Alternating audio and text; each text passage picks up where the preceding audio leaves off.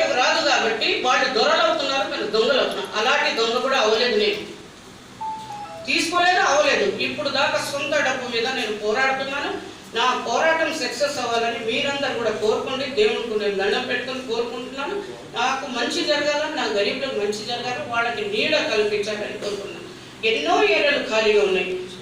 Chief secretary రాసిన letter కూడా ఇవ్వలేదు.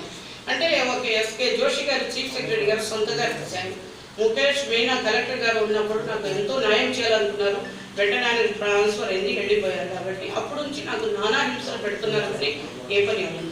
ఏ సంబంధం లేని సంగారెడ్డిలో నాకు పిలిచి 896 ఇళ్ళు ఇస్తామని నాకు రాసి ఇచ్చారు. సర్వే మాకు చేపించడానికి ఎంఆర్ఓ ఆడియోకి అందరికీ రాశారు కలెక్టర్ గారు.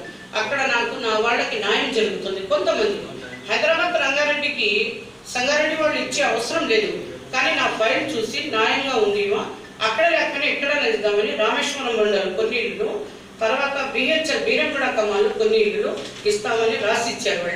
వాళ్ళు న్యాయం చేశారు, కానీ ఇక్కడ 2008 కాడ నుంచి ఇప్పుడు దాకా న్యాయం జరగలేదు. ఆ న్యాయం జరగాల, డోర్ కి డోర్ ఎంక్వైరీ జరగాలి. ఎంక్వైరీ ఎన్నోసార్లు అడిగాను. హైదరాబాద్ రంగారెడ్డిలో ఇద్దరేం చెప్పారు, ఎంక్వైరీ అవుతుంది, ఎంక్వైరీ చేస్తున్నామని 3 సంవత్సరాల నుంచి